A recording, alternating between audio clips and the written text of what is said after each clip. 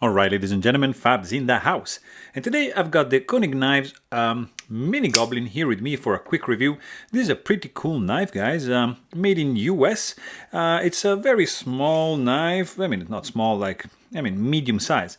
Overall length is going to be around 7 inch with the 4-inch long handle. 3-inch long blade. It's a pretty cool one, guys. Very, very nice. This is a DLC coated titanium frame lock. With bronze anodized hardware, DLC coated M390 steel blade with a beautiful hollow grind. It has a peculiar shape. It's pretty unique. It's very expensive. It's gonna be around $700 on the secondary market if you're able to find one. Great action, really cool. It has a lock bar stabilizer and stainless steel insert, 3D milled titanium bronze anodized pocket clip. Really cool sound indeed.